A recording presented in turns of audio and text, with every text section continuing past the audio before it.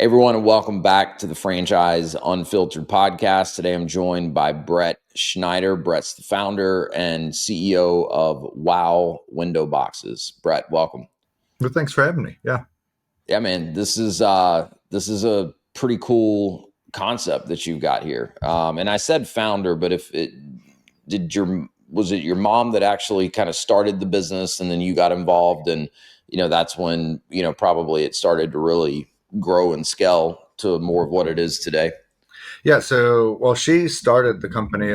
She came up with the idea. She wanted window boxes for her own house, and then she started planting her neighbors in order to make money to buy window boxes. And then she went to buy the window boxes, and then all these, she always says, all these ladies were there, and they were complaining to the sales manager guy that they couldn't get, they got tired of watering them. They didn't want to climb up on the second floor and plant them.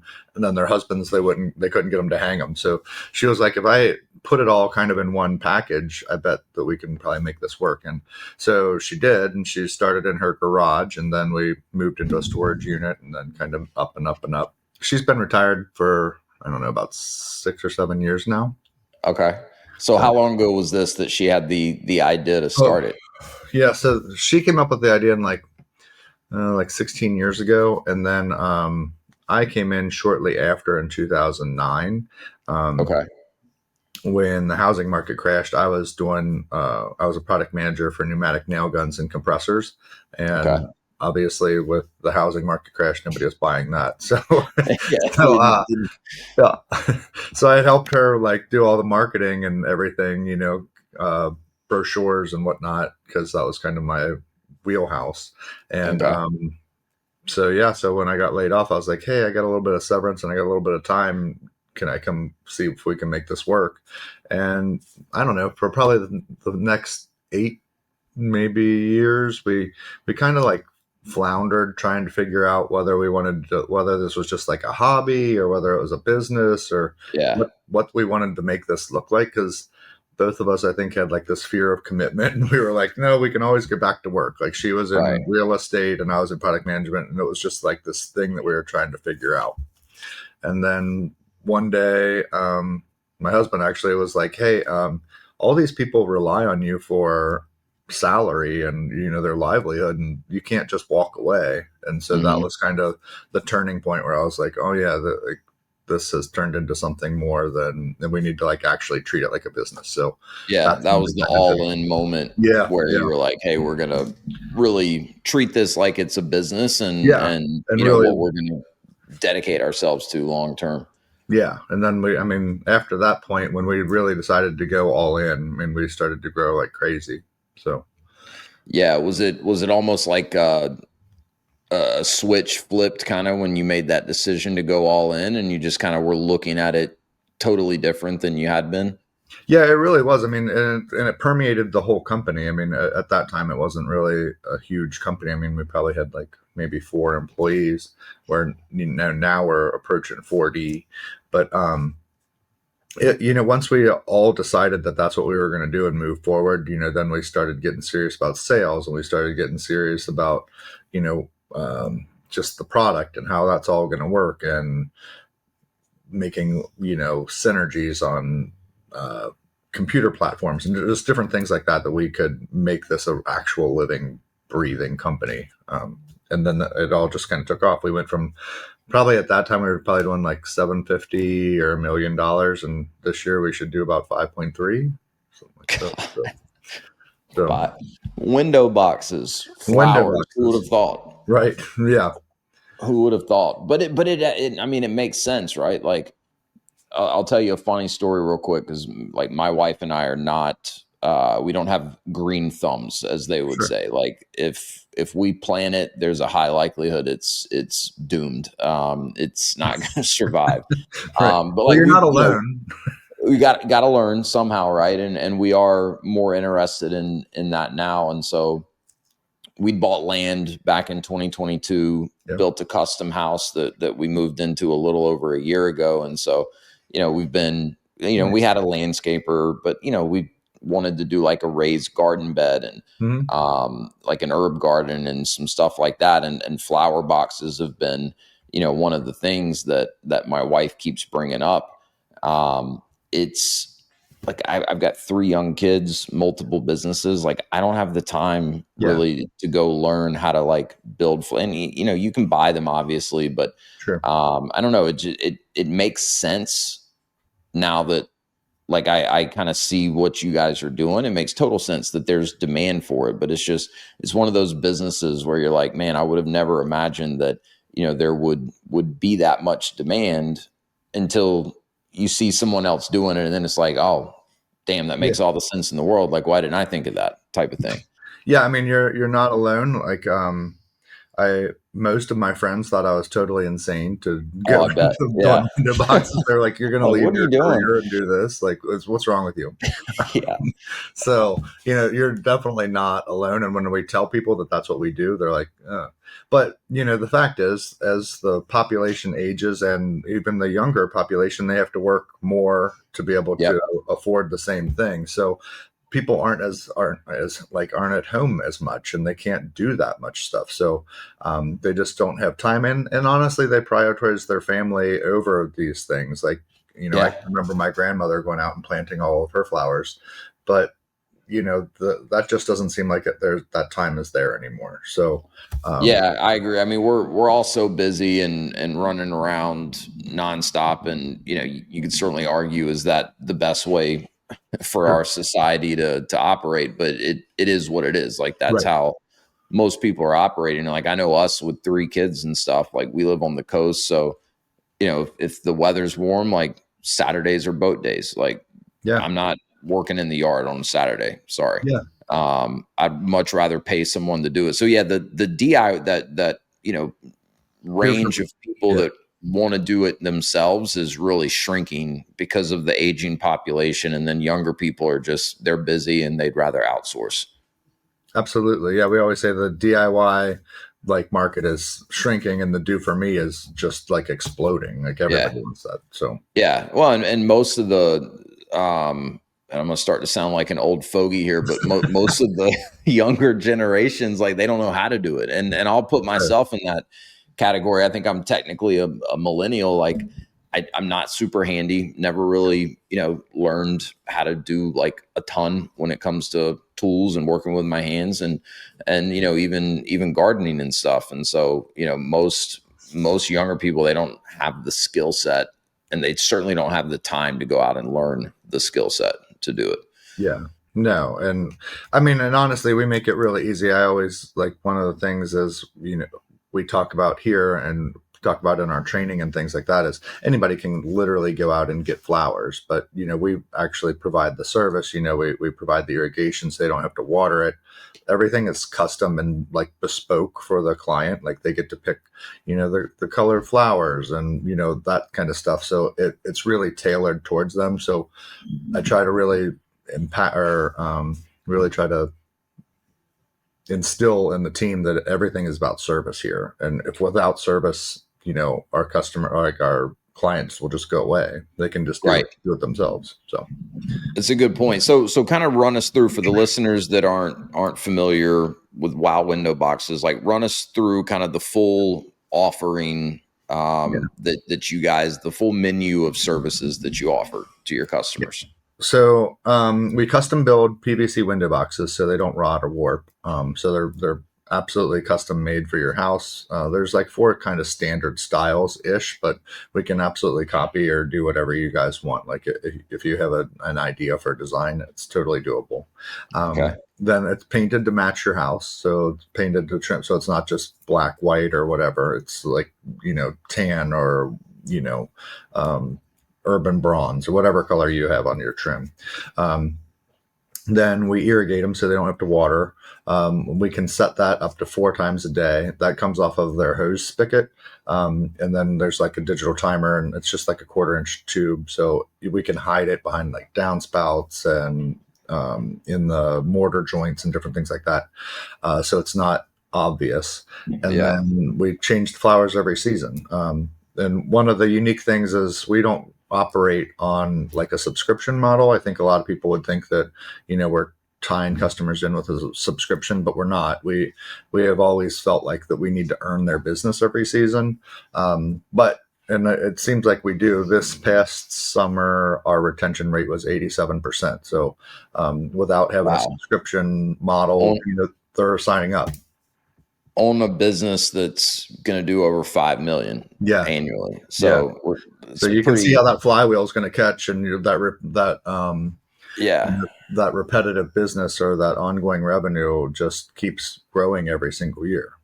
Well, it makes sense, right? Like they look nice. You get used to having them. You're not gonna want to just let the flowers die No. and then what, like empty them out or take this custom window box down, because it's empty. Like it makes sense. And yeah, to your point, like I think about our house because we live at the coast, like we're on pilings, right? Yeah. So it's technically a 3-story house, but the ground floor is not conditioned. So main living floor is the second floor. I don't have a ladder tall Yeah. enough to Right. get, to I could probably get my like main floor windows, but that'd be a little sketchy. And like I definitely don't have a ladder high enough to get to the third floor Yeah. windows. And so to me, this is in some ways similar to like the holiday lighting Sure. category and how that's like exploded over the past couple years. Like,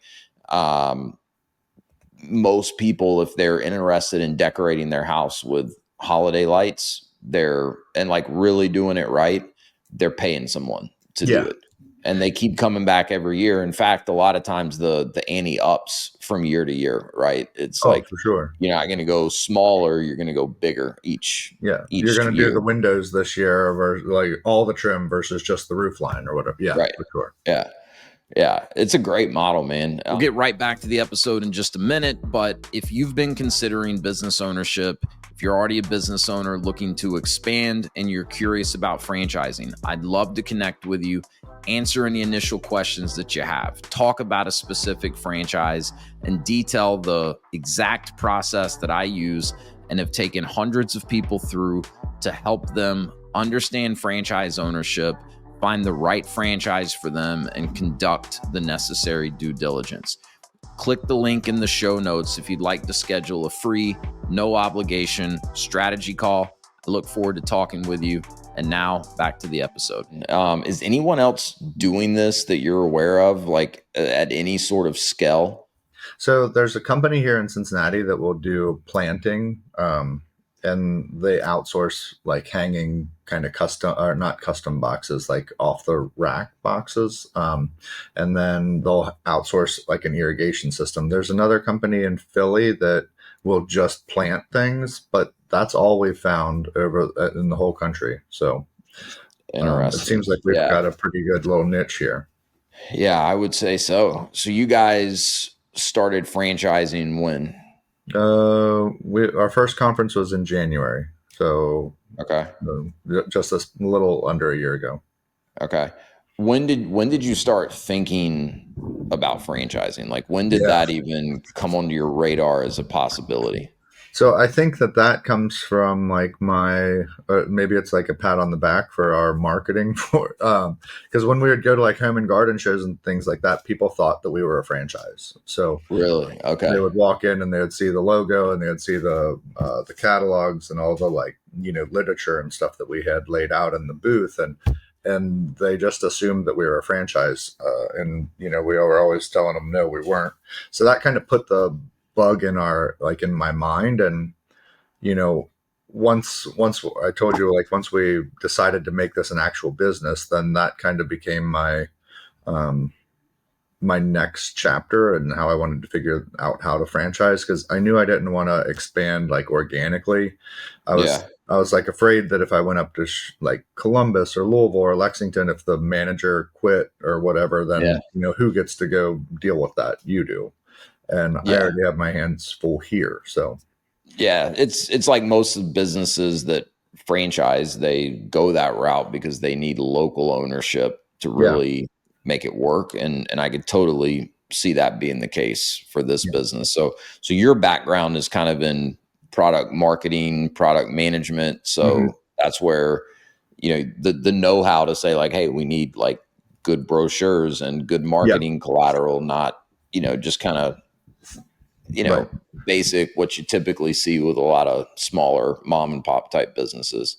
Yeah, which there's nothing wrong with that, but in my mind, I had this like professional kind of expectation that I wanted to meet, and I was like, Yeah. we're not printing this off of our Canon printer at home. Like this is going to actually look nice. Yeah. Which again, there's nothing wrong with because we've had to obviously do that for different things before we could afford to do all that. But I Sure. always wanted to be that Yeah. elevated. And also, I think it speaks to our customer service. It speaks to our clientele. We operate in that kind of elevated. We're always looking at like the top 10% of Yeah. income earners in that city. So, that it's kind of always playing in that area. Yeah. Yeah. You got to position yourself as a premium brand, Exactly. because this is not something that everybody is going to be able to afford, or, Yeah. decide to use their discretionary income on. This is something, it's my wife and I own a franchise called Shelf Genie. So we do like Yeah. custom pull out shelving and custom closets. It's probably a very similar demographic, because I mean, Yeah. in most cases, you don't need pull out shelving. It's very much a nice to have. And, Right. it's a pretty high ticket.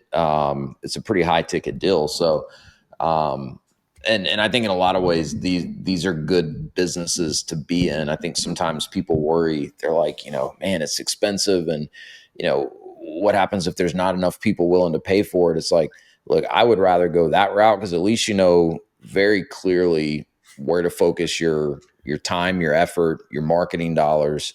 And you're also not in a business where it's like a race to the bottom of just like who can go the cheapest to win the business. Yeah, I mean that was something that we were very conscious of in the whole time because people ask us, "Hey, will you do mulching?" or "Hey, will you do flowers in our bed?" or whatever, and that is just something we don't even compete in because it why like there's Yeah, not you become a money. commodity at that Yeah, point. You're every other landscaping company, basically. exactly. Yeah, so there's no point in that. Yeah, Yeah. we like to play in this kind of upper level, and so far we haven't really experienced anybody like any of our like any downturn. Typically, our customers, that they're not concerned with the price of gas or the price of eggs, like they're buying it anyway, and Right. they Yeah. want They probably don't even notice that right, eggs are right. They probably don't even know how much twice what eggs they. cost. Yeah. I've gotten into that situation where I go to the grocery store and I don't even pay attention, and so yeah. Yeah. It's and like I said, you know who you should be targeting, right? Yeah, Like right. it's pretty easy, especially with all the different tools that are out there today. It's pretty easy to, you know, figure out who you should be sending your ads to, and things like that. There's a big commercial component to this business too, right? I think that when the franchisees, really start to take off, they're gonna that's gonna be like their low hanging fruit.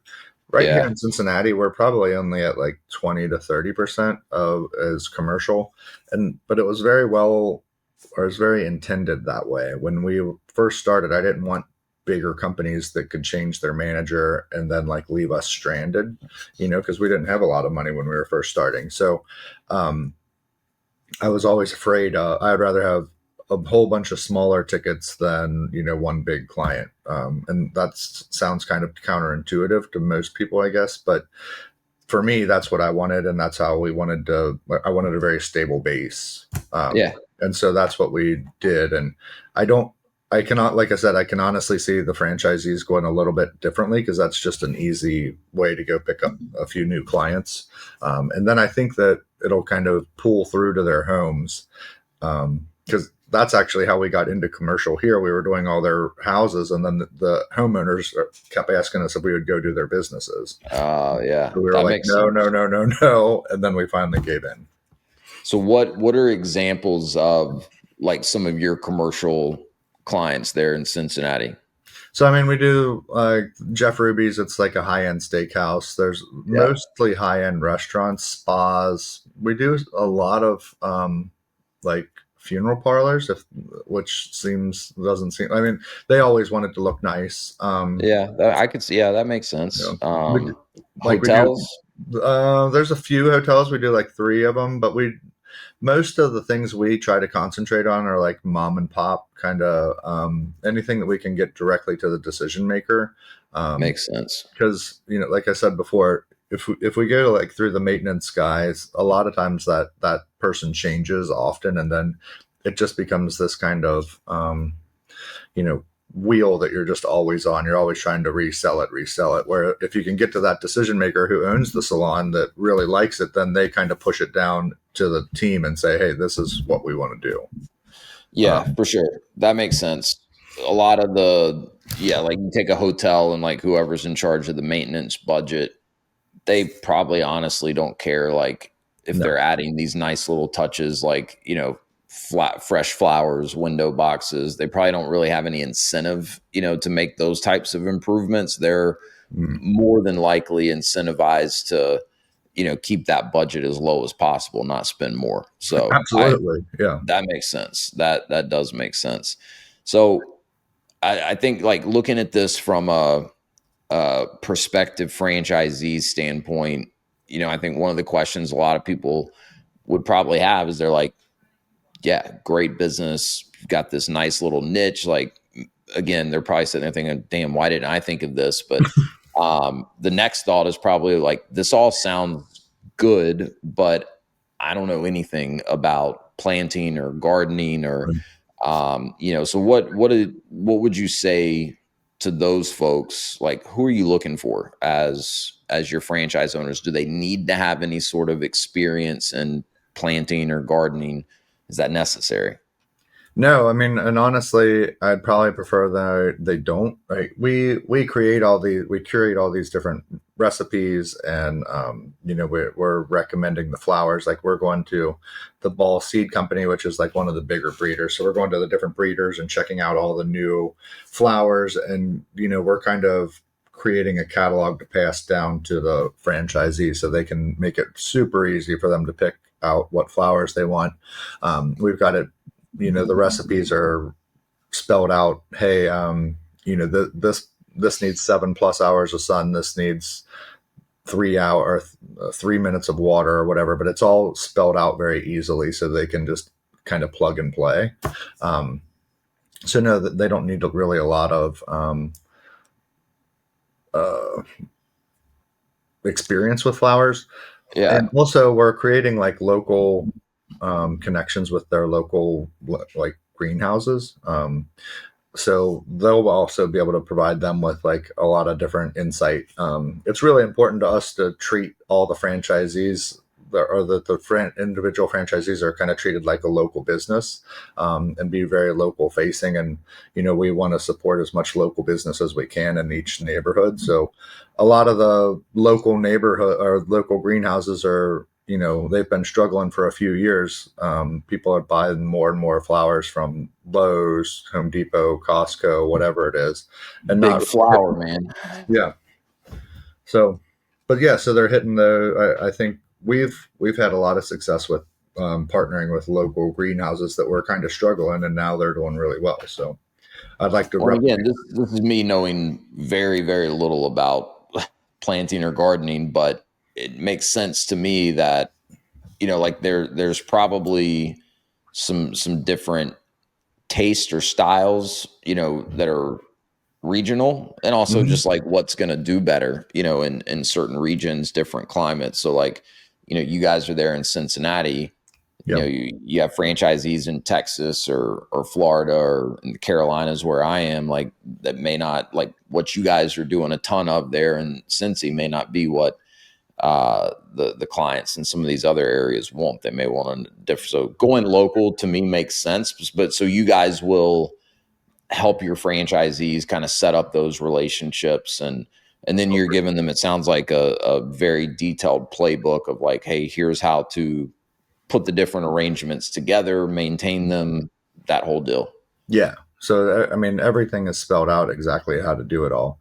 And one of the interesting things I think about with flowers, a lot of people think that like in California or something, they're going to have different flowers, or maybe South Florida. It seems like every time I've been traveling, with very few exceptions, everybody has the same flowers. It's just a matter of timing when they can plant them.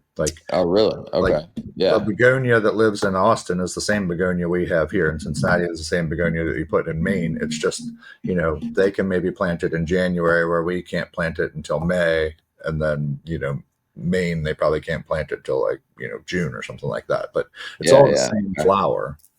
Interesting. Yeah. Yeah.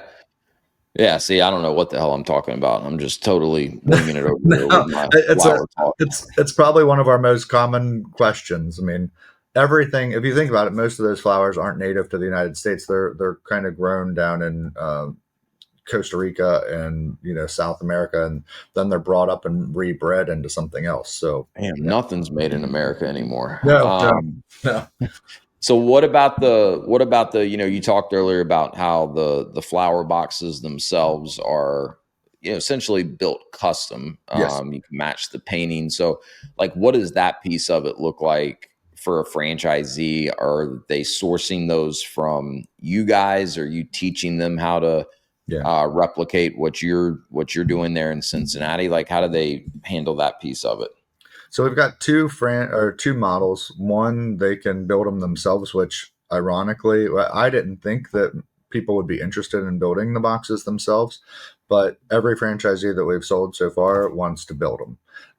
And then there's another model, like how we started out. We had my buddy from high school who was a finish carpenter. He was building them down in his dad's basement, in his dad's wood shop, and then he would just bring them over to us. So, we can absolutely find like like a cabinet maker or like a finish carpenter or somebody like that in your area to build them if you don't want to, or until you feel like you scale up to where it makes more sense. But everybody so far has been all in and been building them themselves. It's really not that hard. And I think when they Um, come to Discovery Day, they see that and they're like, oh yeah, I can do this. yeah. Okay. So yeah, because it's probably people imagine it to be harder or more complicated than it is, and then you can say, look, Absolutely. like this is easy enough for you to do yourselves. But so these are made out of PVC. Yeah, so they're kind of similar to wood. I mean, in the fact that they look like wood, and it comes in like a 4x8 sheet, and then it's milled down, and then you kind Yeah. of cut it, and like it comes trim. You comes in like sticks of trim, like you would at like you would at your house, like quarter inch or Yep. Yep. Yep. like quarter round and stuff like that, and then you just cut Yeah. it down and trim it. So it's pretty simple. The only difference is we glue it with a PVC glue, so once it's bonded, it doesn't come apart. Yeah. And that's it's just more durable that way. You don't have to worry about it getting moldy and Yeah, or rotting gross. or anything, Yeah. like because that was the problem with like wood boxes is it's inherently meant to rot because you're putting dirt in it and then you're watering it every day, and so the wood's gonna rot. I mean, Yeah. That does make sense. Yeah. yeah, Um, yeah. Okay. All right. So what, like, we've already established, okay, franchisee doesn't need to be like a master gardener yeah. coming into this. Um, what is the franchisee's primary role? Like, how should they be spending the majority of their time? Um, and maybe take that in two parts in the beginning as they're getting started, Yep. and then how does their role evolve as they scale the business and it gets bigger? I mean, I kind of look at it the way I did it. In the very beginning, I was really, really hands on. I would go out on the installs. I would, help with all the installs. I had a smaller team, so I was, kind of managing that, and I was involved in everything.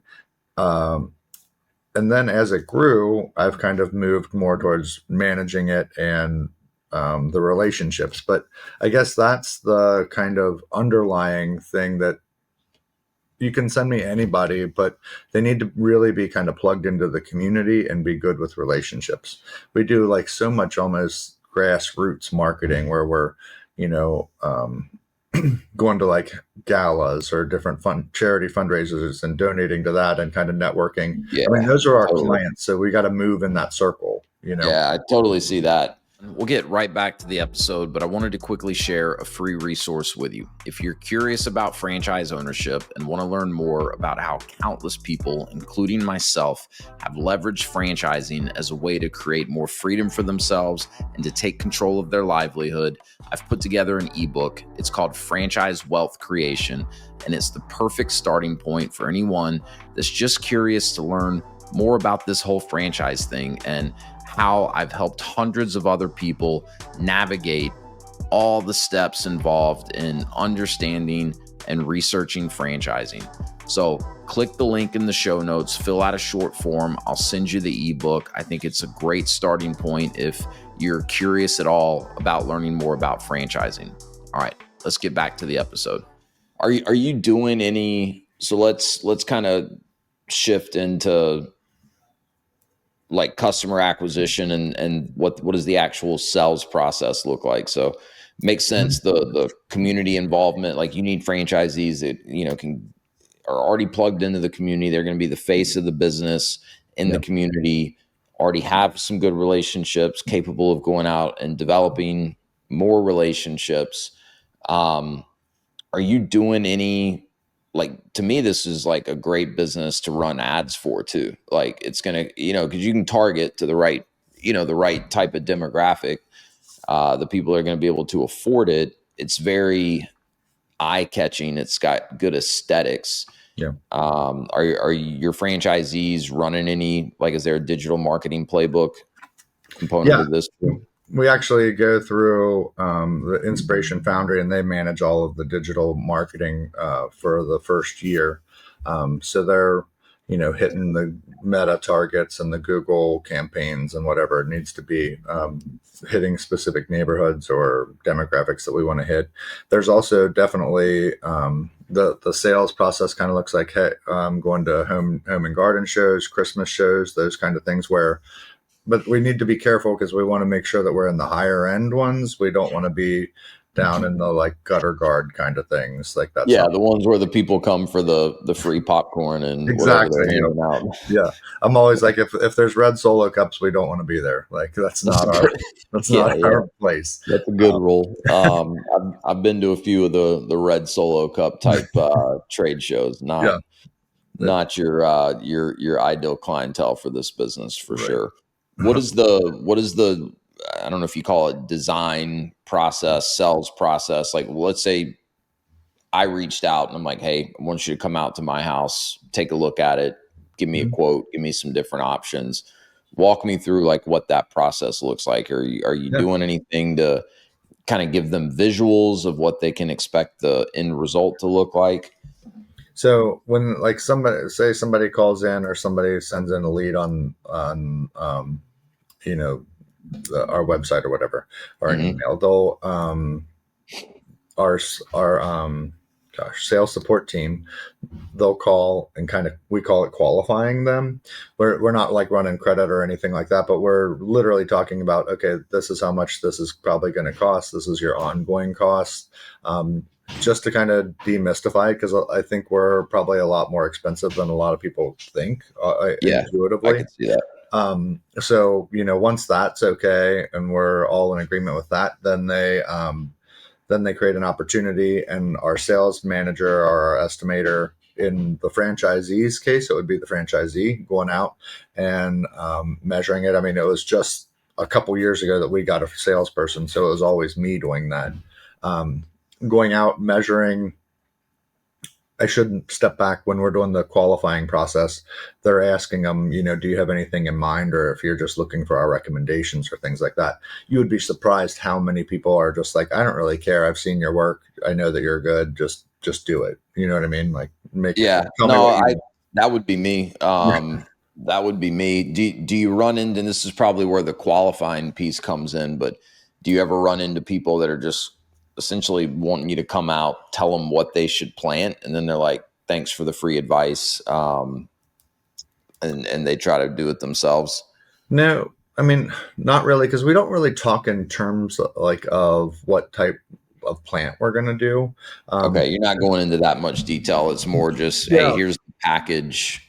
And we kind of really avoid that kind of stuff. I've learned a long time ago, we talk with our customers and we kind of try to find out what they don't like. I feel like that's way easier. If they're like, hey, I hate yellow, then there's, tons of other colors to work with. But if they say, I only want pink and I really love pink, that's so limiting. So that's the kind of way we try to steer the narrative, is say, okay, just give us kind of like looks and general feels. Like, do you like cottagey? Do you like more contemporary? Do you like it really structured like an English garden? Like, do you want symmetry? And those are kind of the broad things that we talk about. And that's when we come up with our designs. Makes sense. And like the average person is probably pretty limited in terms of like all the flowers that they know they would want. So if you can figure out what they don't want, then you're just going to come back with things that are probably going to make them very happy, and they're probably going to have things in there they didn't even know were an option. If you would have just asked them to tell you what they wanted. Yeah, and we've had so much more success doing that, because some people will be like, I want only geraniums, but their box is totally in the shade and they don't live in the shade, or whatever it is. A lot of people don't have that understanding of the flowers, and no fault Right, to know theirs. what'll actually work Yeah. in their space. Yeah, it makes total sense. What is I know it varies, but just kind of a typical residential, like if I wanted you to come out, install new window boxes, the first planning, like what is kind of that range? Like if you're talking to someone on one of these qualifying calls, what type of expectation are you setting from a price standpoint? Yeah, so the average customer has about 10 feet of window boxes. I mean, just across everything. So it might be a Okay. 6 foot and a 4 foot or whatever it is. We kind of measure everything by feet. And then that would be like $2,500, and that would be with the boxes, the first season of planting, and then irrigation. So that would get you through that first season, and then every season that you decide to change the flowers over, it's $49 a foot. So that's $490 ish. Yeah, I mean, sounds like a bargain to me. Knowing that like I'll have to replant the same things 3 times. Right after you killed them all. I kill them all. Yeah, yeah. My parents were down here visiting last week and seeing the kids and stuff before they went back to school. And my mom had this brilliant idea. My wife's birthday was yesterday. Had this brilliant idea because we had this like raised garden that we'd planted like some tomatoes and stuff in, and we did actually get a couple of tomatoes that we were able to eat, but it was real short window of success there. But that stuff had all like died. And so my mom was like, well, for Kelly's birthday, I'm going to get her some herbs and you can do like an herb garden. Well, first she said, I'll plant the herbs in the garden before we leave. Well, sure as she didn't plan anything. Right. So then it was left to me to do. So basically for my wife's birthday gift from my mom, I got a project to do. Did you actually plant it, or are they just sitting in the I did. pots No, still? I did. I got around to it on Labor Day. Actually, that was part of how I spent my Labor Day, was planting herbs. But yeah, it's a great service. Like obviously, not everyone's going to be able to afford those types of prices, but For sure. most of the in franchising, there's so many of these home improvement type concepts out there, whether it's something like Shelf Genie, like we do, or fencing, flooring. I mean, Yeah. that's all higher ticket than what we're talking here. And I think something else that should be pointed out. I know we learned this lesson the hard way, because after we started having some success in our Shelf Genie franchise, we went and got into an insulation business. Oh, okay. And there were reasons for it, like, and we did okay with it. We had it for about 3.5 years. Like we actually did pretty well, but like one of the things we were not really anticipating was just the fact that it's like, yes, every home, every building needs insulation. There's a, constant demand for it, but nobody's excited about it. Mm-mm. Right? No one's happy to write you a check for the insulation in their house. They're going to do it because they know they need it, but they're kind of begrudgingly doing it, or they're just not even really paying any attention to you. Whereas like our Shelf Genie business, it's a home improvement. People are excited about Yeah. it. Like our installers see this all the time. you know, they're not even finished with the job yet. And, the client's gone down and got two of their neighbors, and bringing them down to show it off. Like, I imagine it's very similar with what you guys are doing. And, that's something people should look at, right? Like, not to say that, some of these businesses that are very much demand driven are not great businesses. Many of them are, but in terms of just your day to day as the business owner and the types of interactions you're going to have with your clients, like, it's worth a little bit of thought. Like, is this something people are going to be excited, when they see you, or is it more like damn, we got to do insulation? Yeah, I mean, no, that's one of the things we kind of talk with the franchisees about all the time. I think that makes all the difference in the world. Like, who's not happy to have flowers? And honestly, even if they are unhappy, it's a super easy fix. We just changed flowers. It's and Yeah. sometimes they like yell at you, and you're like, okay, you need to get a grip. Like, this is flowers. Like, well, Yeah. be fine. It's just your house hasn't burned flowers. down. Like, You'll be fine. it's not That's life the and wrong death, color and paint. maybe for the flowers it's life and death. But like, yeah, we have a saying in our shelf chain business is there's no shelving emergencies. Like, there's no Right. such thing as a shelving No. emergency, and I imagine even more so with flowers. Yeah. So where are you guys at now? You've been franchising for coming up on a year. Yep. Seems like you're starting to get some momentum, and I would say rightfully so. It's a great concept. And before you answer that, I want to point something out that I meant to point out earlier. Um, doing what I do as a franchise consultant, I get introduced to, hundreds of different franchise companies, and a lot of them are, younger emerging franchises like where you guys are at right now. And so one of the first things I do is I look at the leadership team and, what is their background? What is their experience? And, in a lot of cases, it's a founder led business, right? Where, like in your case, everything there is to know about you might be the world's foremost expert on window boxes, right? Maybe, right. Yeah, this business, like you're kind of creating a category here, but this is, as far as I know, this is your first time franchising a Correct. business. Yeah. So, what you guys did is you partnered with some people that know franchising really well. Yes. They know, at least at the time, they knew next to nothing about the window box industry. Yeah. Right. But, that's what I'm looking for. And that's where I'm going to have the confidence to recommend a very young concept to people that I'm working with, people that are trusting me for guidance.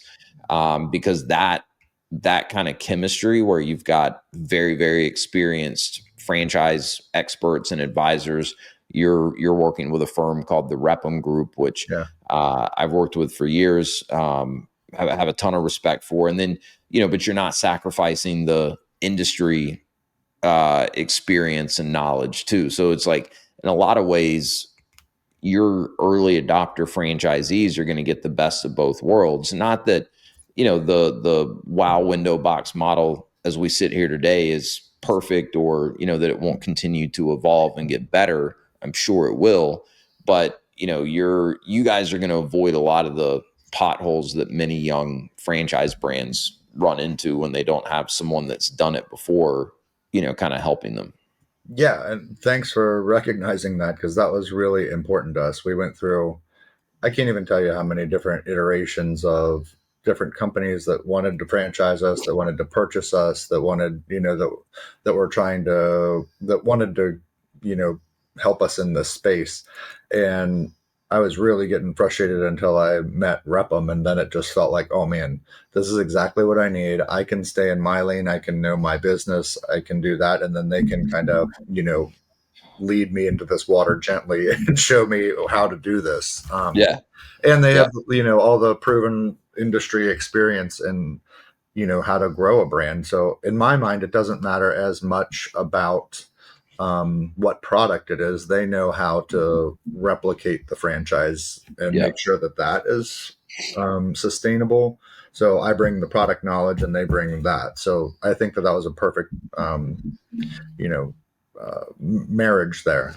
We Yeah. also, I think we've done pretty good. We've got 7 to 8 people on our leadership team that, right now they're working in the franchise space.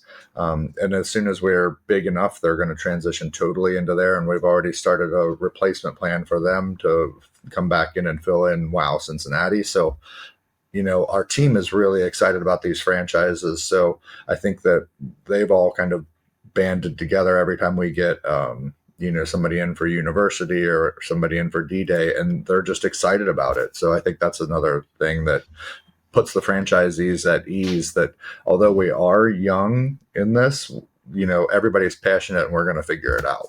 Yeah. Well, it's cool that the team is kind of bought into the franchising route too, right? Because it can be a culture shock, right? When, one day you're just WOW window boxes of Cincinnati, and the next day you're, launching what will one day be a national franchise brand. It can definitely be a culture shock. So, man, this has been awesome.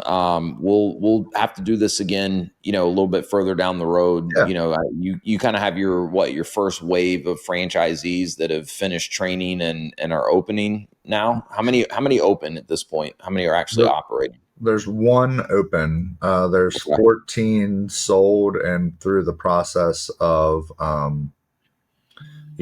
whether they're at university or whether they're opening or they're in various stages. So fall's going to be fall through the end of the year. I imagine is going to be pretty busy for you guys, and then 2026 is just going to be off to the races. Yeah. But I'm excited for everybody. Everybody's so passionate about it, and I think that they're they're starting at a really good time because they can kind of get the word out in preparation for spring and summer of next year. Of course, they can still make some money for winter and fall, but probably the biggest thing is going for those months. Well, we'll end it with a teaser. I'm not going to say it here because it's probably not in your FDD. The revenue numbers you shared earlier, are in the FDD, but you told me before we started recording how much revenue your Cincinnati location is averaging per day right now. Right. Just because it's going into fall, kind of prime season. So I'm just going to leave it there. For those listening, if any of you are thinking this is just kind of like a fun little hobby side hustle type business, you're mistaken. The numbers that Bret shared with me are free. It blew my mind, and I already kind of knew what type of revenue they were doing, but just the daily revenue numbers blew my mind. So this is a great opportunity. It's unique. It's niche.